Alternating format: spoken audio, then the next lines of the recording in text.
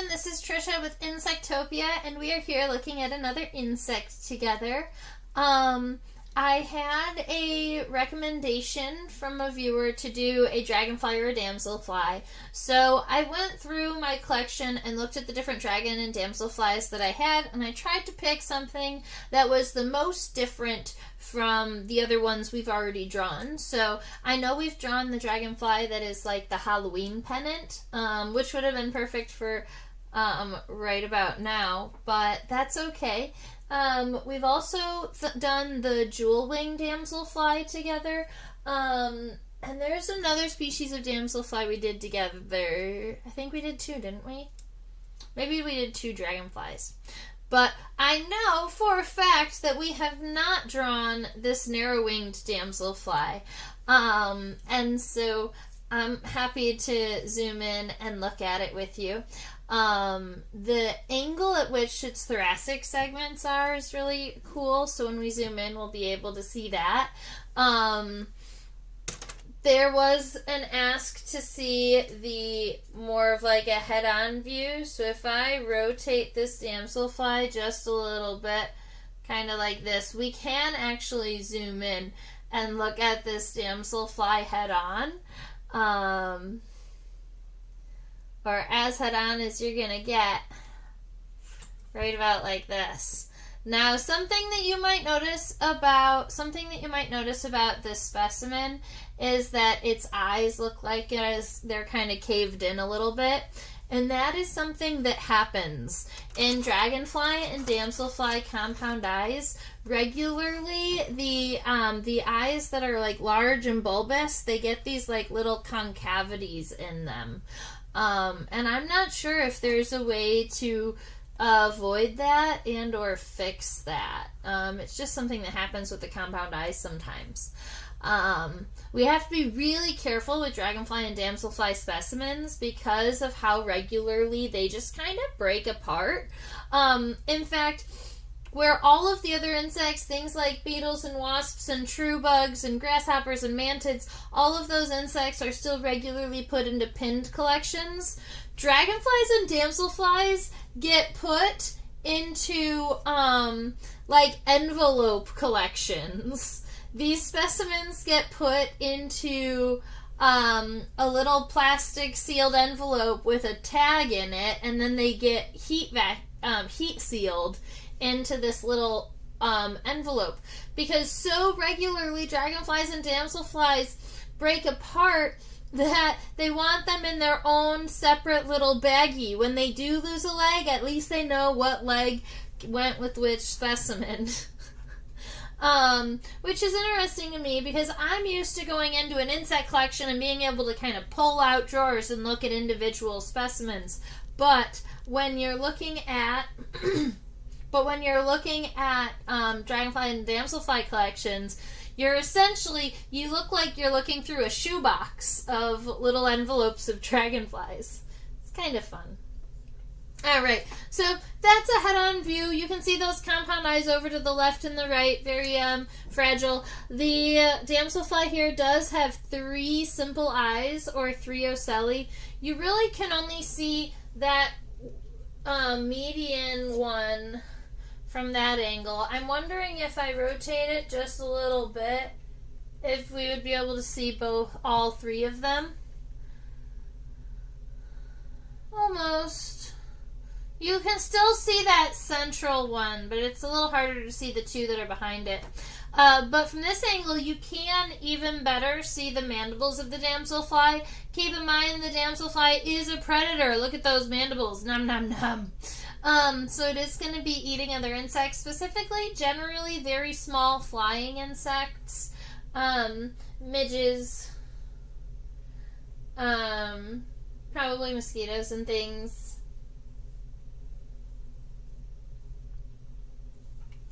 Deb would like to know why the dragonfly and damselfly envelopes don't mold.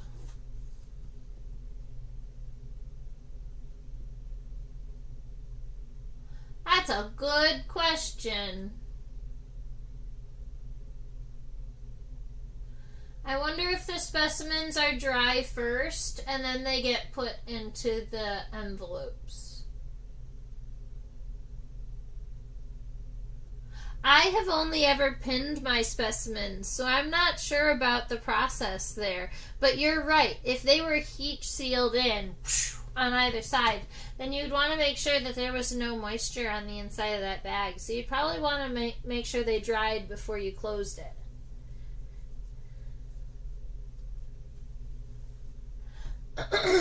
Oh, hi Robin. Yeah. You asked if the head shriveled a bit. Yeah, the head, the compound eyes will sometimes kind of collapse in a little bit on themselves when dragonflies and damselflies pass away. So that's what you're seeing there. And I'm not aware of any way that we can fix that. But I wanted to make sure that we got a head-on view of this specimen. Now, I wanted to specify that this is a narrow-winged damselfly, so I am going to write that common name up here on my paper before we move too much further.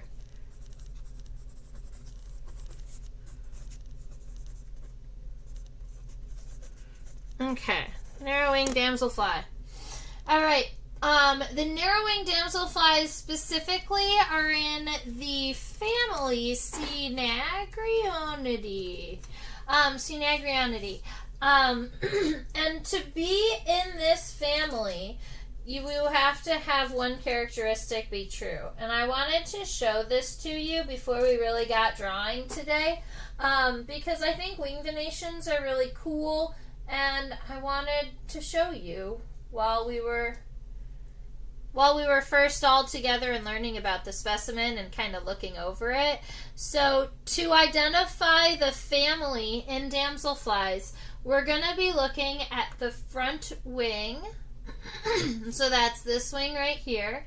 And there are three regions of the wing, or there are three kind of things on the wing that we are looking for. Oh no, I need an arrow.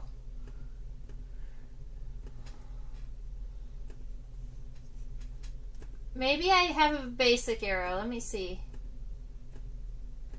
I have a blue arrow. Okay, that works for now. Okay, so we have three different things that we are looking for in damselfly wings.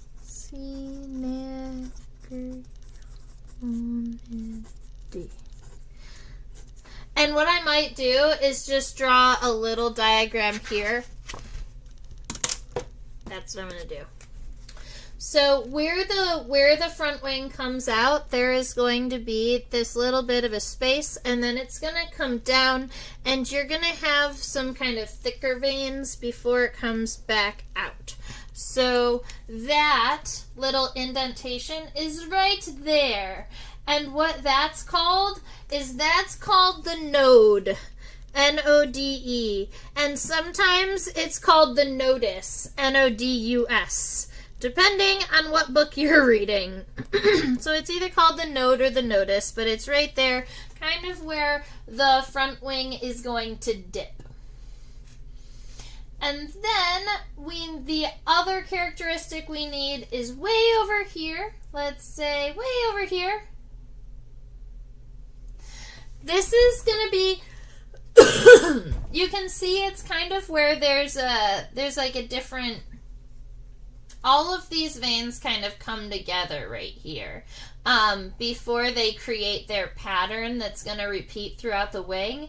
This is kind of like the last triangular region here before the patterning of the wing starts. That's the best way I can describe it. But it's right here where you've got all of these veins kind of coming together in these triangles. This is what we call the arculus.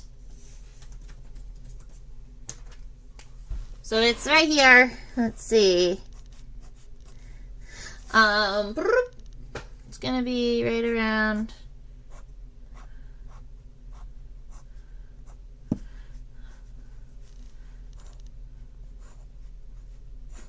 All right, something like that. So this region that is right here, this is the arculus. And there's a reason I'm telling you these words, because I want to be able to show you how to identify this family of damselfly. There's only one more. The last one is the M3 vein.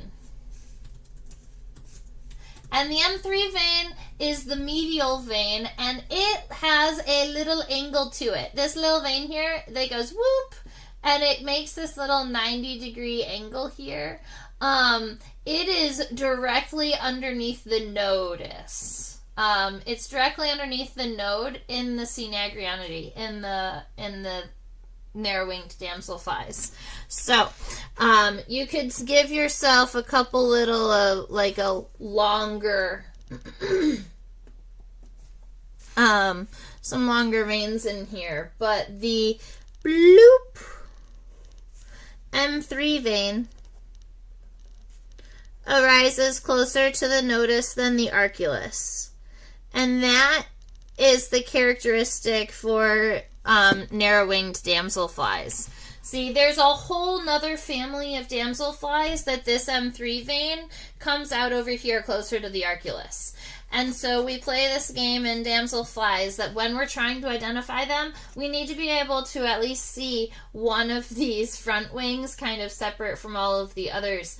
And their wings tend to get kind of intermingled or intermixed, like you can see below that. So it's really awesome that at least this specimen kind of gave us one separate so that we could see this. So that M3 vein there, bloop, is underneath the node, and it's way far away from the arculus. And that's how we know that it's a narrow-winged damselfly. So, we got to look at the head a little bit. We got to look at some wing venation. I very much think that it's about time to draw this friend. I hope that you enjoy learning about how to identify things as much as I do.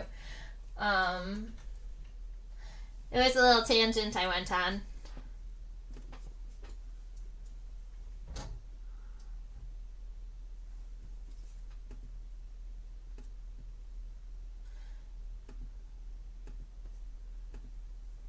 That's hard to identify. Yes! Damselflies are a little tricky to identify. Because you have to know what the M3 vein is and where it's going, and then you need to be able to say if it's closer to one or another characteristics. I don't know. It's you have to know a whole bunch of vocab for it, but it's once you see it and you get used to it, it becomes a characteristic you really rely on.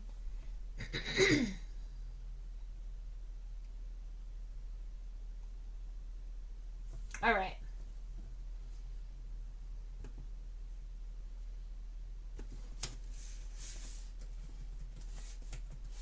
It was just supposed to be M3. I don't know where the C came from, and I apologize. It's the M3 vein. I don't know when I hit that. I must have bumped it because I got excited. You're welcome, Robin. Okay. So, I'm thinking we're going to be drawing this damselfly from a lateral perspective, just like we see it here. I think that I even kind of like how the legs are situated right next to one another. I'm going to open them up just a little bit so that it's more like the damselfly is holding its legs like it would to make a net to collect little flies to eat.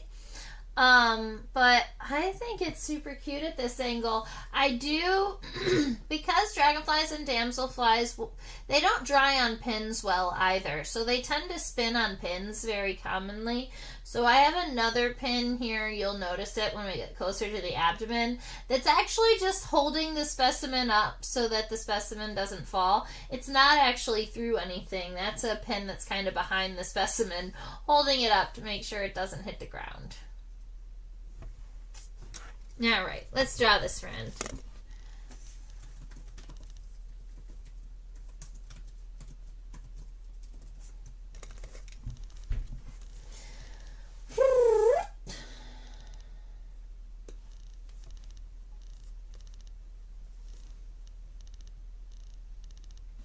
Alright, Another thing is, because we can't see that entire specimen underneath the microscope, I do want to show it to you this way. I haven't fixed the green screen set up on this screen yet, so I preemptively apologize. But this will give you the full body view and for ratios and things. So if you need to screenshot or take a picture with your phone so that you can go back and look at kind of body ratios, now's the time. All right, cool.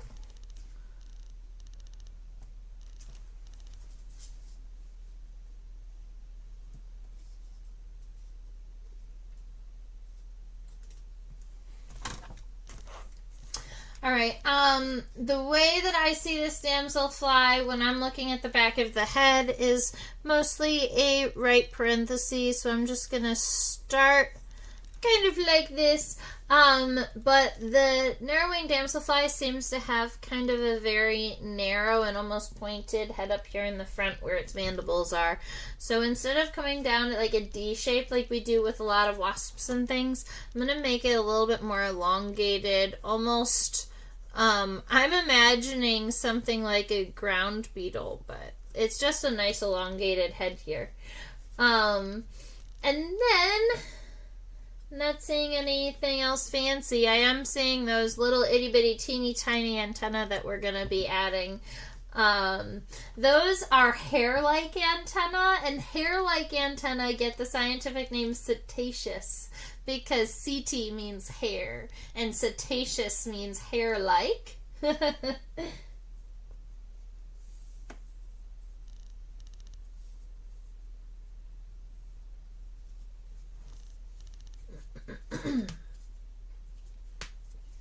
All right. So now we're looking at this thorax here. And one of the things that I noticed is that the thorax is kind of at an angle. And so I want to angle up from the head and then back down away from the head before I come back around. The thing is that this angle is so strong that where this line comes back to, that's going to be where the hind leg is connected. So something along this line, you're creating something like a slanted, even a more slanted diamond here. I just want you to imagine the segments of the thorax. We still know there are still 3 segments of the thorax, but they're going to be this way. Like 1, 2, 3. And so those front legs, they look like they're connected like right here, right up under the head almost. And then we've got the middle legs and the hind legs. And then here and here, where those thirds kind of meet up, that is where the wings are connected, because insect front wings are connected at the end of the prothorax, or the first segment of the thorax, and the hind wings are connected to the end of the mesothorax, or the middle segment of the thorax. So that is where the wings are going to be connecting out of. And then right underneath that is going to be where the abdomen starts. So I'm just going to kind of preemptively give myself one segment here, but then we're going to have to look. The issue is that I have started my damselfly much too large. I'm going to have to shrink it by like halfsies. So I'm going to do that really quick, but I'm going to move the specimen so that you can see the abdomen. Made it. Yeah. Don't mind me while I... Let's see. 1, 2, 3. 1, 2. Yeah. Okay.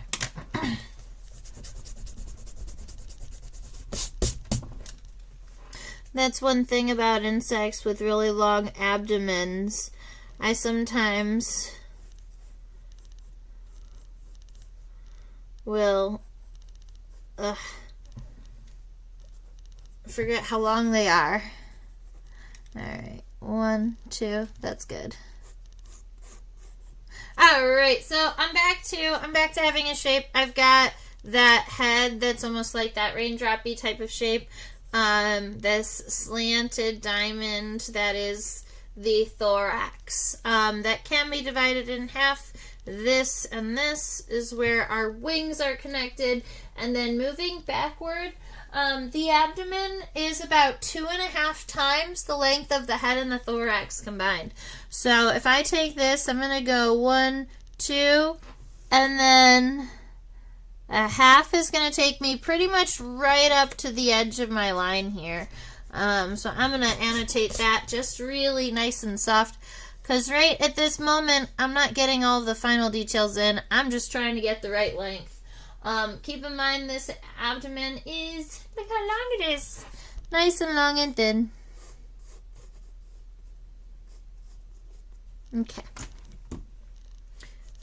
And then we will come back for numbers of segments and things. That's just to go ahead and give us the length of what we're working with.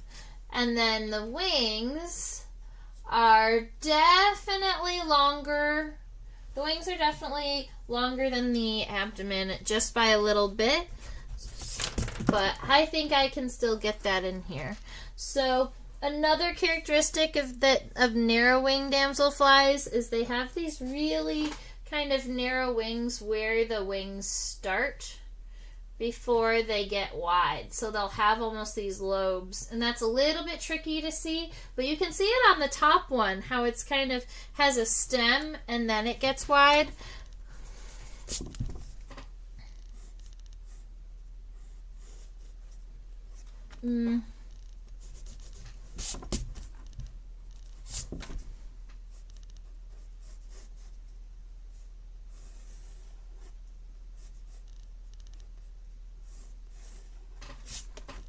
Yeah, right. Well, that's at least got a narrow wing, and then I would want to fix the shape of the ends of these a little bit. But the thing is that this is a good place to start before we've zoomed in, right? So we've got some estimates on shapes and sizes and things. We're going to zoom in and see about getting some final details on the eyes.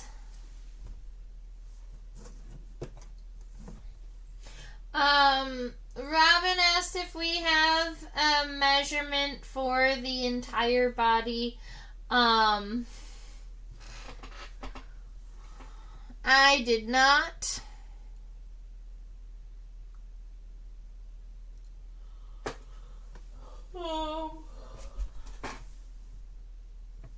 Lost my ruler a minute ago.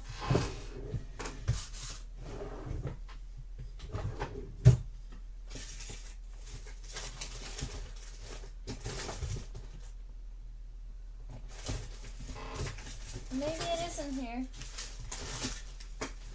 Oh! Hey, I have a ruler!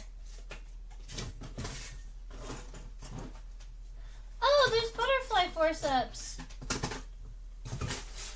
I found a whole bunch of stuff in a drawer that I don't use. I have a ruler. We can do this. So, it's going to be in inches because this ruler is only in inches, and then we'll translate it to centimeters for us science peoples. If I put the head up here at the 0, and then we scooch it all the way back, let's see. Boop. And that is 1. We're just doing to the abdomen, so let me scoot it up so you can see the abdomen and not just the wings. Let's see. That's a half, that's a quarter, that's an eighth, so these are 16ths. So it looks like 1 1/4 inch from the head to the end of the abdomen. And if we translate that to centimeters, it is 3.1, 3.2. It's 3.175 directly, but I don't know if I would say that I measured correctly down to the hundredth of a centimeter, so I would round it to like probably 3.2.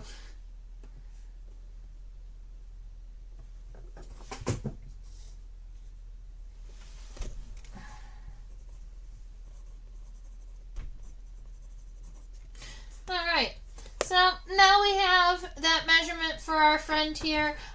We're going to zoom in and see about what the head looks like.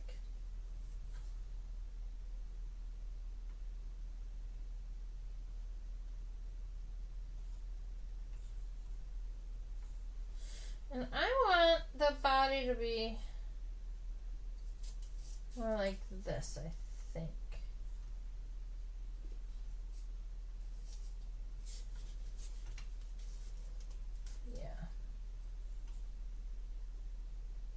Cool. And see all the parts. This is fun. Okay.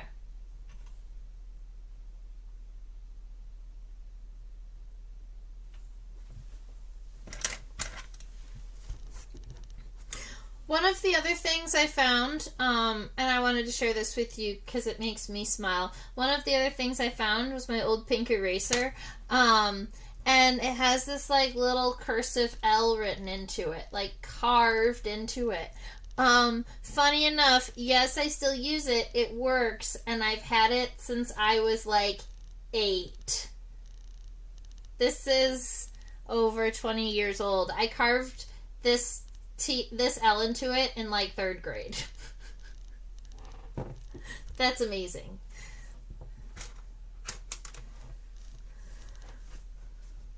All right. So right about here, this is where the compound eye is going, and the compound eye, even though from this angle the compound eye looks really kind of concave and knocked in, we're going to draw this eye like it is beautiful and vibrant. So we're going to give it a nice large circular compound eye. Kind of like that. And then I'm going to make sure I crosshatch within it, so diagonal lines in each direction, just to make sure the damselfly gets all of those little individual ommatidia, or those individual lenses. There is a region of the head kind of above this compound eye. Right here. And there is also 3 ocelli on the top of this head here. Now, from a completely lateral perspective, if this damselfly was just looking straight, you probably would only see the 1 ocelli up here on the front. You probably wouldn't see the 2 on the side, 2 further back, interestingly enough. So you can draw the head the way that you would want. And then moving forward, we're going to have the antenna. Now, I'm going to zoom down, and we're going to look at the antenna on the other side. So it looks like these antennae are 3-segmented. 1, 2, 3. They might be 4. They might have 4 segments, or that might be a bulbous antennal socket. I'm going to say they're 4 segmented. Okay. So these are 4 segmented antenna. The first 2 segments are pretty itty bitty teeny tiny. So there's one that's like rectangular here. There's another one that's long and thin. And then the third one is that one that looks a lot like a hair. That's the really long segment. It's just that at the end of what looks like a hair, there is another smaller segment at the tip of it. So this antennal type here, I even probably made it a little bit too big. But this antennal type here is what we call cetaceous antenna. Let me spell that for you. and it means hair-like.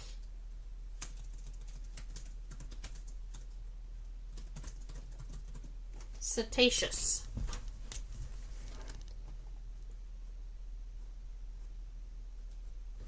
Okay. After moving down from those antennae, if we're looking further down this head here, there is a little bit of a ledge, so we're gonna come down, but then we've got kind of this ledge here. That is that's the labrum. It's kind of like the upper lip of the damselfly's mouth, and then there is that triangular piece that's kind of coming down. And that triangular piece is the mandible there that the damselfly is going to use to chew and swallow all of their nummy foods. And we can also see labial palps. So if we focus down, I might even zoom a little bit so that we can see even better these mouth parts here. Those little finger-like appendages on the bottom that seem to have a little bit of hair and cool little hooks, those are cool. Those are labial palps, spelled this way. A palp is like a mouth finger, and a labial palp is like a mouth finger on the labium, so on the bottom jaw.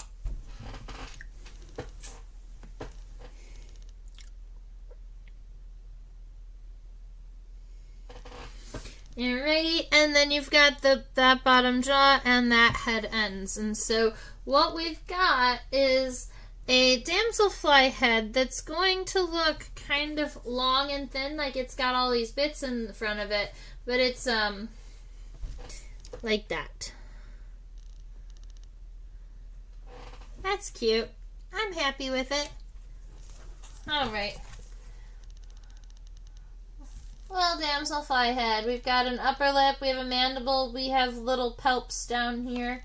We want it to try and be a little bit triangular. If we back this up,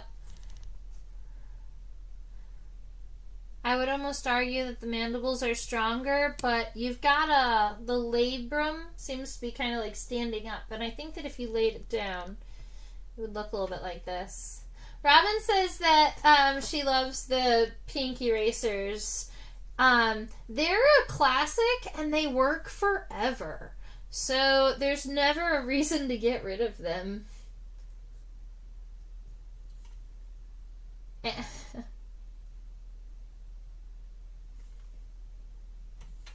Alright, so now is the time to look at this thorax and see what we are doing. You see that front leg here almost looks like if we were going to... This pronotum almost looks like it curves up. You see that? But there's a definite segment right here too. But a lot of times after that and in between the wings, you get like the scutellamon flies. I wonder what they call this region of the damselfly. I'm not sure. But that is definitely the first segment of the thorax from here all the way to where the wings are. So, sorry, you just heard my inner monologue.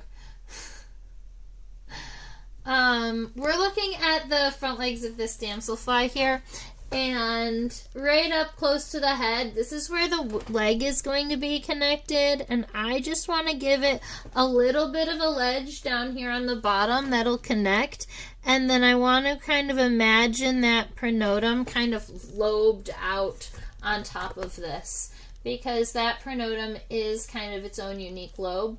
But then we've got that nice long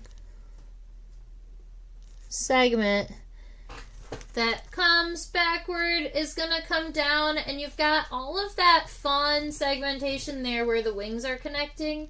Let's zoom and see if there's a pattern we can use to describe this. It just looks so fun. The folding of the wings here is very interesting. I like it a lot. And one of the things that makes a dragonfly different from a damselfly is that damselflies land with their wings over their body, and dragonflies' wings land always with their wings open.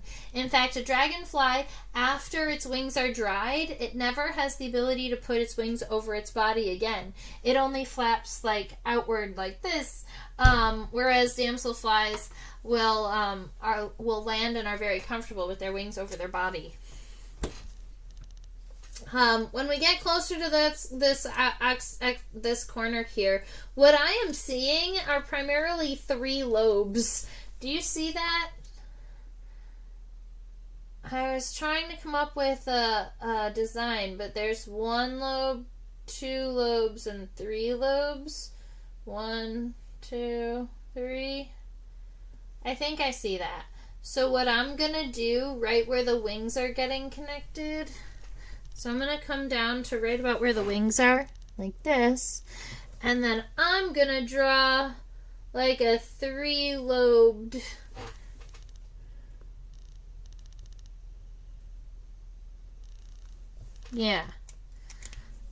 it's like this, but itty bitty teeny tiny.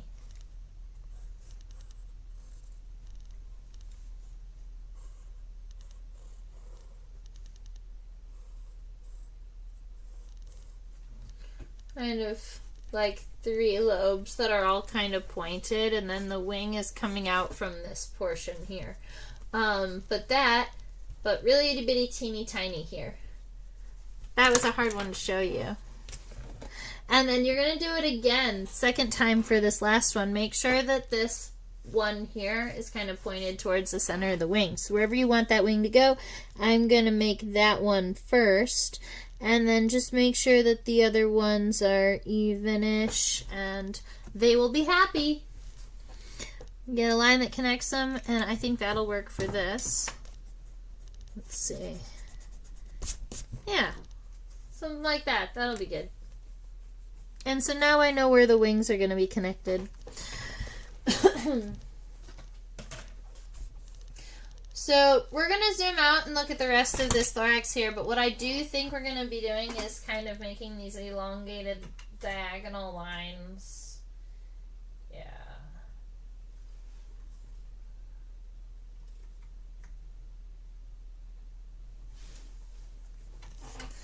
So just nice long lines.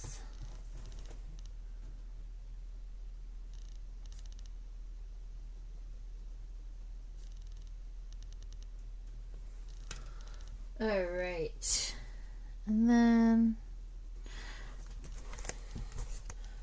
something along these lines, and then we'll be able to add these legs and some bonus characteristics. So we've got that kind of angled and elongated thorax. Let's draw the legs. That'll be fun. I love all of the bristles on the legs.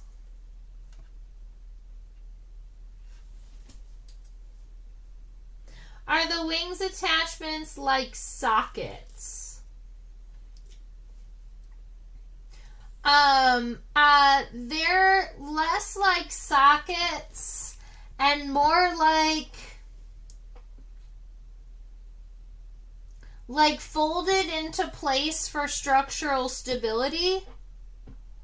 Does that make sense? So like they take their wing, which at the end is going to be flat, and the closer they get to that corner, once you get really close, you see they fold that wing, and then they fold it again in another direction. So they have kind of folded it like a dragon. I don't know, back at zigzagged. They folded it zigzagged. And if you can imagine like the sturdiness or the strength of a wing, I bet you it has something to do with either aerodynamics or keeping their wings sturdy and strong while it's long. Yeah, they origami their wings to their body. Less of a socket, more of origami.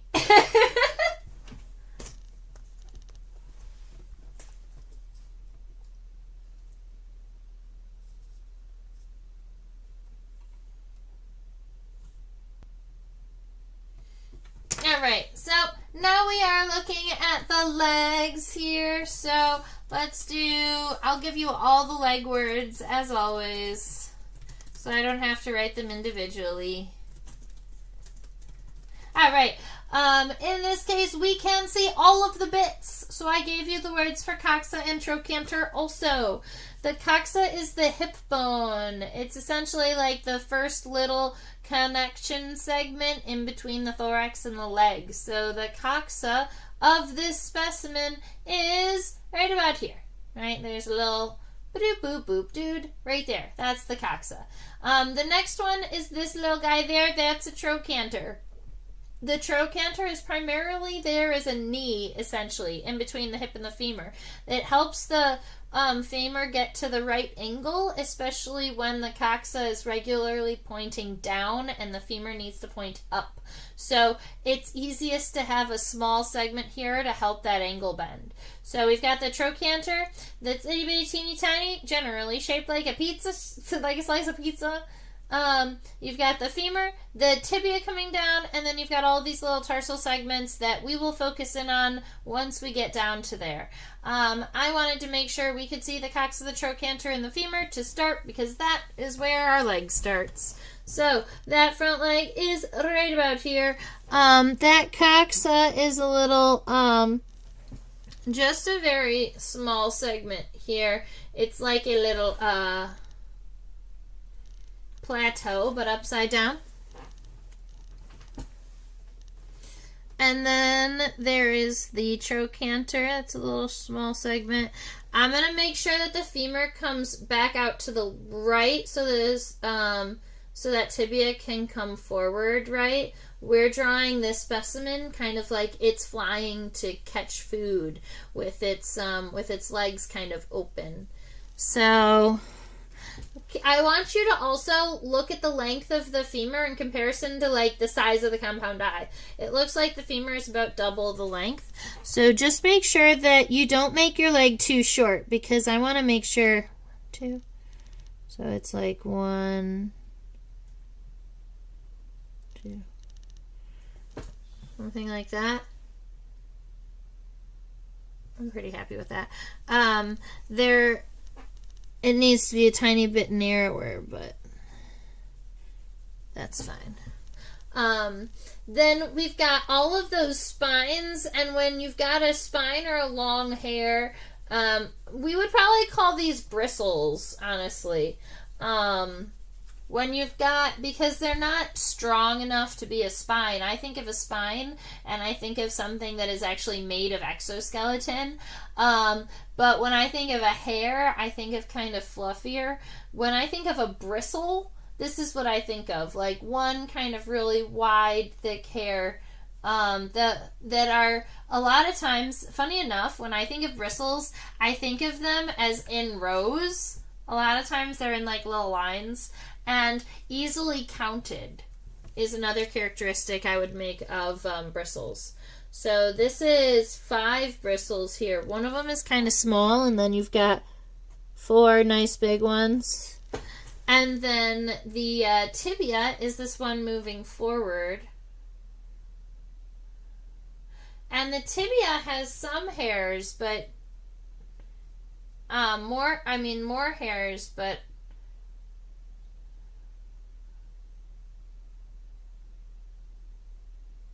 maybe a couple bristles there. Maybe like 3 bristles and a whole bunch of hair.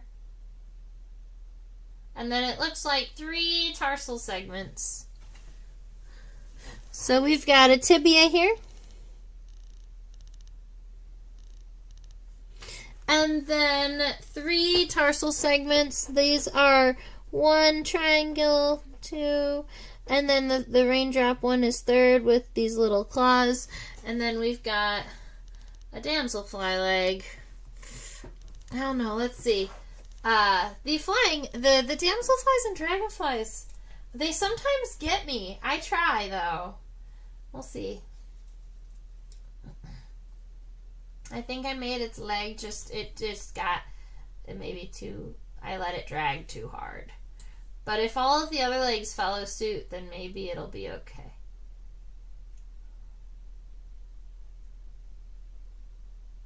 All right, one of the things I'm looking at now is kind of how the middle leg is connected to the thorax here. So we're just going to zoom in so you can see the whole thing. That's the coxa, the trochanter, and the femur. All right, the coxa is that piece that's coming down, kind of like a bowl shape.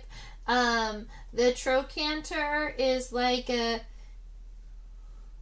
wide slice of pizza. It doesn't come to a point like this. It's like this. This is where we're going. And it's going to be connected right here at the end of still in that middle segment. So all of these legs are really closely connected to one another. Keep in mind of that. So it's really hard to get them all to kind of fit in here. Now, after we get that, I want that femur to kind of follow suit.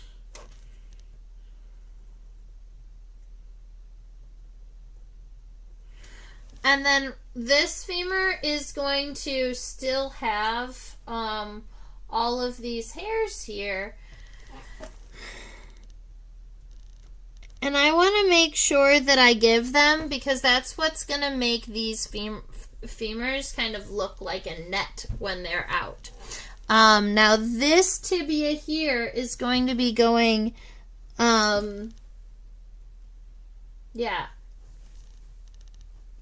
it's going to be going underneath this one.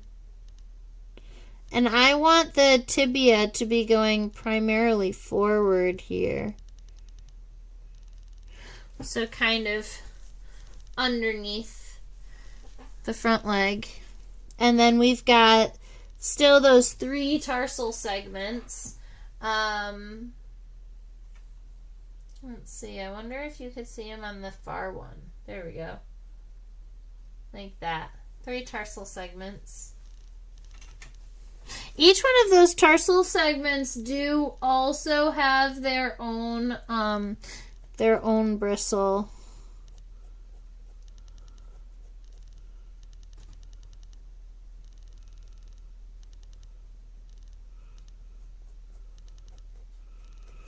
All right. So we've got a front leg. We have a middle leg. Now all we need is a hind leg. We need to know where the hind leg is connected. What it looks like on this specimen. Here we are. So when we're looking at the bottom of the thorax here, we've got the front and the middle legs. There's a little bit of a gap, and then you have where the hind legs are connected. And these are still coming backward and moving forward, just like our friends up in the front. And they look like, yep, they are still 3 segmented tarsal segments. So we're just going to copy these exact legs that we were just making. It's just that these hind legs appear to be a tiny bit longer. Yeah, the hind legs are longer than the front and middle legs. So if you were going to compare your leg lengths, just make sure the hind leg is bigger. So I'm just going to add a coxa kind of right here after where the middle leg is. There's already going to be some space in there from human error. We love that. All right. And then in comparison to the length of the thorax, it looks like the femur is just about to the end of the thorax, so more like this. And then spines or bristles, and then forward,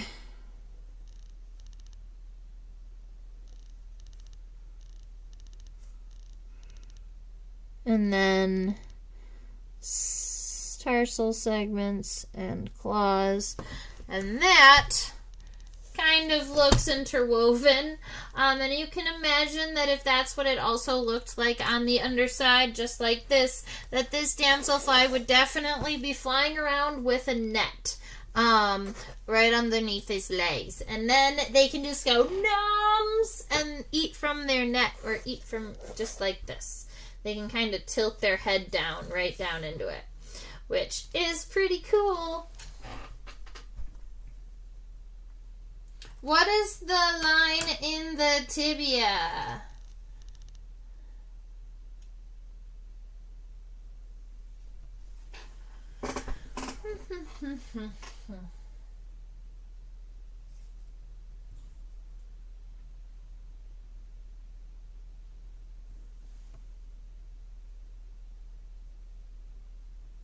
Not that tibia.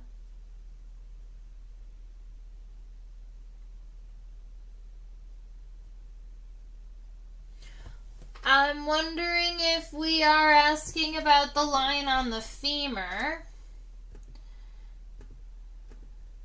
So this here that's coming down and away, this is the femur here, and the tibia is moving forward. This shiny line right there and this shiny line right there that's on the femur is like a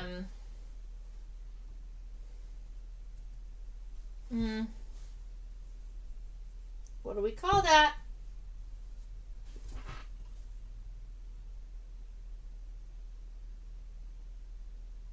It's like a fold or a corner or an edge of the exoskeleton, which is why it's kind of catching light, but also because it's kind of a double layer like this, it's also gonna be darker. So it's darker and catching light because it's doubled exoskeleton that has a peak. And that's what the line is. So I guess I could add the line on this femur here. But you know me, when it's a textural thing, I don't like to touch the walls. So I'll make those lines down the femur, but I won't make them touch on either side.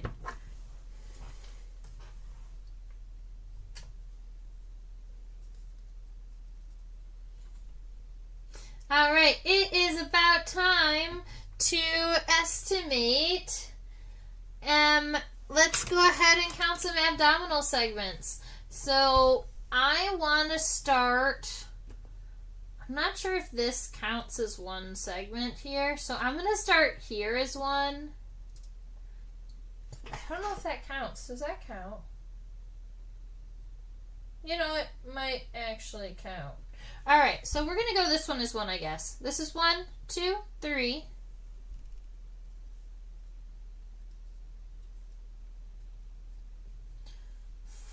4, 5,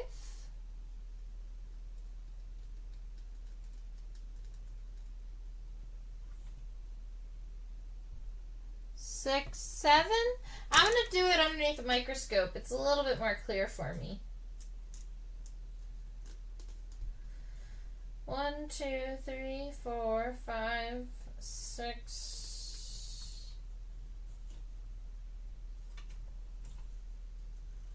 5, 6, 7. I can't really tell what the end of this abdomen kind of collapsed in on itself too. So I'm having a hard time seeing a lot of detail on the end of this abdomen. So what we're going to do is we're just going to count it as one segment. So that's 1, 2, 3, 4, 5, 6. 1, 2, 3, 4, 5. We're actually calling it 7. 1, 2, 3, 4, 5, 6, 7. Yeah.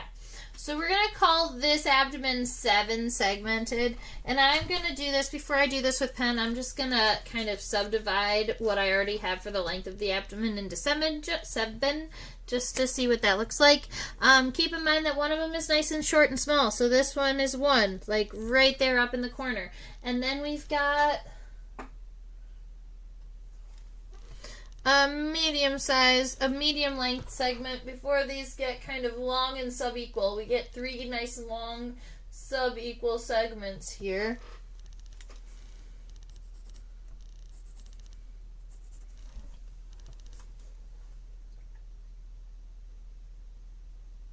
And then we've got 2 more that are starting to shrink.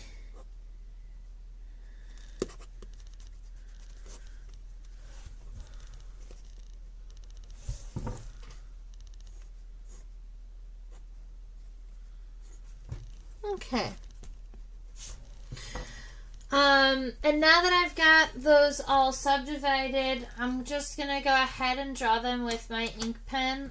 Just keeping in notice this, and I want to note that I'm going to be trying to keep my segments even narrower than what I have here, because I want my abdomen to look nice and thin and long, and this to me is looking a little bit too wide. So I'm going to be narrowing it as I draw.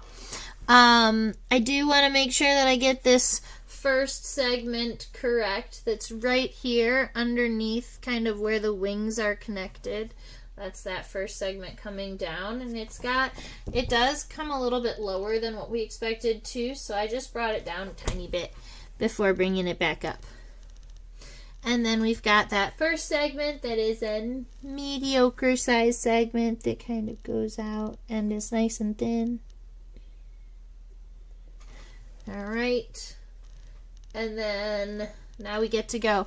And I'm going to draw each one of these segments one at a time so that they stay kind of unique to themselves.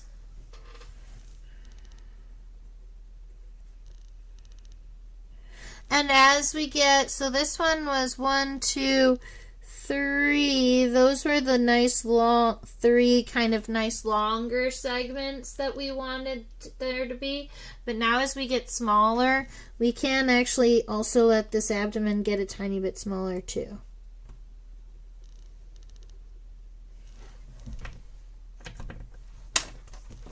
And that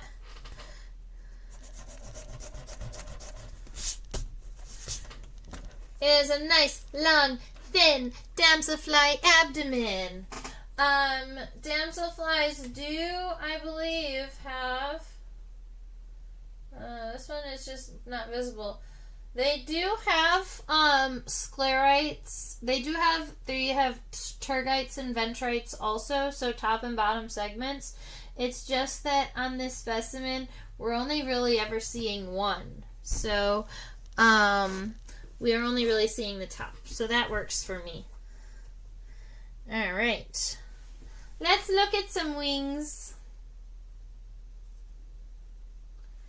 And I'm going to write down the 3 things about the wings that we talked about earlier. That is the nodus, the arculus, and the M3 vein.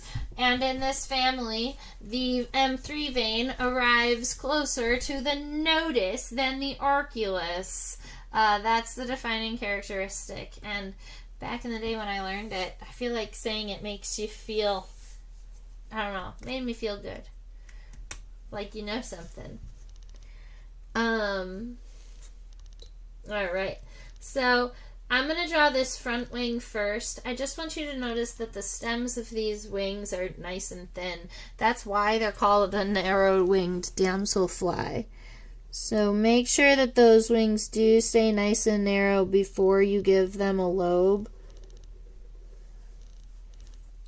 And then the wings of the damselfly should be longer than the length of the abdomen.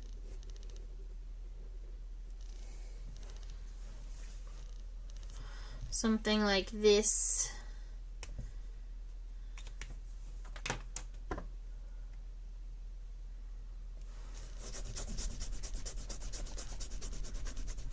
Alright. And then we're going to worry about all the other stuff. For instance, we've got the nodus is going to be right around here. So you're going to have this kind of like this little dip in the wing. That's going to be this little triangular bit.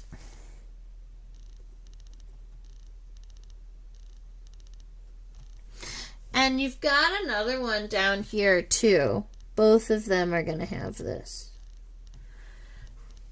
And then if you wanted, you don't have to add a whole lot for the arculus, but the arculus is generally going to be right about where the narrow wing kind of opens up. You've got all of these kind of triangular bits happening, and that right in there, that's where the arculus is. and I made them too close. But the M3 runs that way. I'll point it out to you. Right here. That little vein is the M3 vein, and it kind of hooks like a J right underneath the node.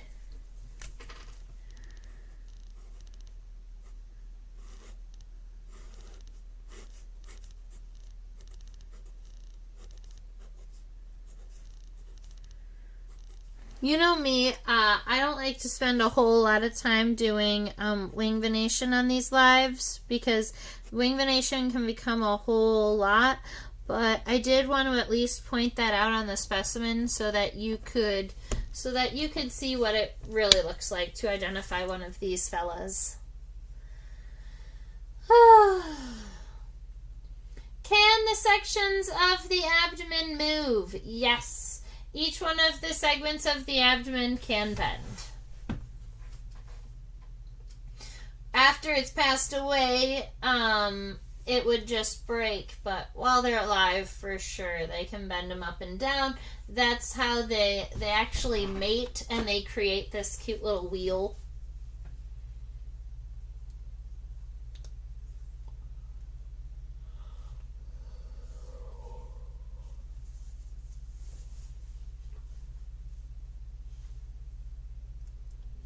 All right.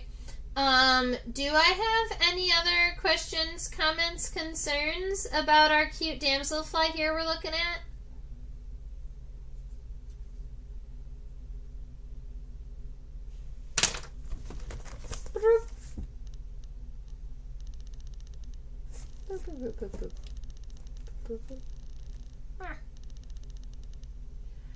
I think that part is cute. I love the head and the thorax and the way that the legs are.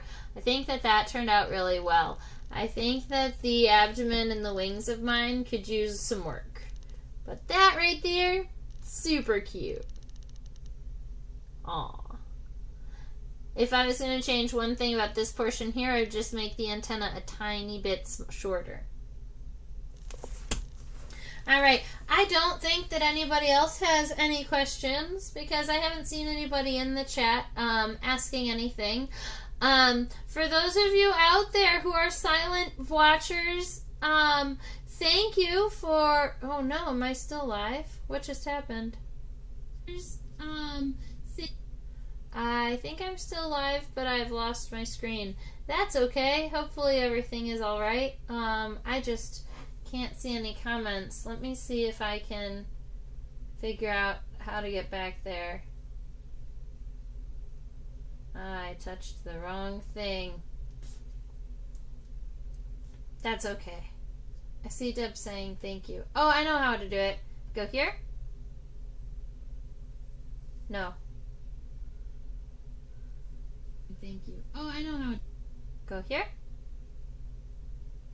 Yes, I figured it out. Awesome sauce. So that's our damselfly for the day. If any of you out there have any recommendations for insects into the future, you can go ahead and let me know. If not, I will always be happy to surprise you with another random insect or an insect from one of the viewers. So let me know if there's a bug you want me to draw, and I can make sure that happens. I really appreciate all of you who come out every single week and draw a bug with me and allow me, to share this art and to share my microscope with you. I do really enjoy seeing everyone's illustrations. So if you do wanted to share your drawing, you could send it to me at trisha@theinsectopia.com. And I love to see the art that's inspired by these live streams. I do teach on a platform called OutSchool. If you've never been on it, you can go and use the little link in the description box here, and it'll give you some discount codes for it. You get like $20 for free or something. I think it's like one class. so you can see if you like them. If you're viewing out there and you haven't chit-chatted with me, it might be because you haven't subscribed yet. So I think that you should definitely subscribe so you can chit-chat or ask me questions during the live while we're looking at specimens. If you ever have any questions, comments, concerns, you can shoot them at me here through my email address. I think that's it.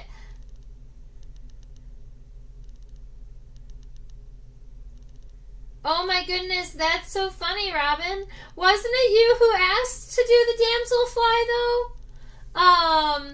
I'm glad that Robin was able to come back to the live. I was actually just looking. My last insect that I drew with some students was a little Trisulcus japonicus wasp. Just a little itty bitty friend here. She was a bitty teeny tiny. We drew from a picture rather than from the microscope, but pretty fun.